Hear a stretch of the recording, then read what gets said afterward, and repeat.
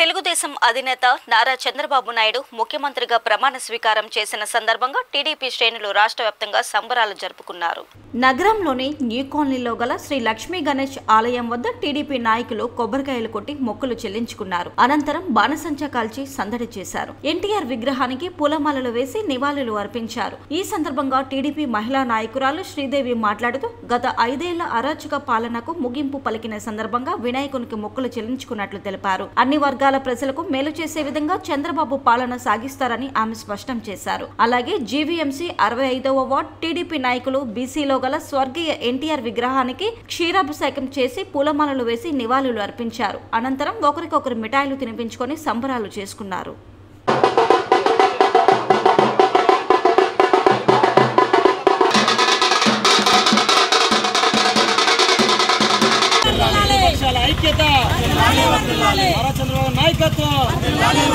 మా తెలుగు ఉభయ రాష్ట్రాలకే కాదు యావత్ భారత ప్రపంచకానికి కూడా చాలా శుభదినం.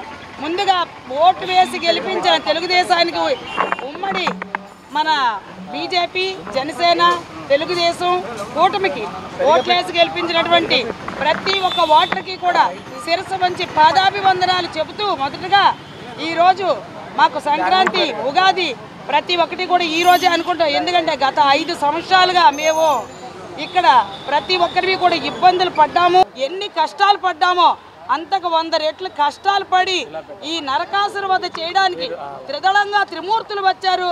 మనం ముందుగా కృతజ్ఞతలు తెలుపుకోవాల్సింది మన పవన్ కళ్యాణ్ గారికి, అలాగనే నరేంద్ర మోడీ గారికి, ఇక మా చంద్రబాబు నాయుడు గారి కోసం అయితే ఇంక చెప్పక్కర్లేదు.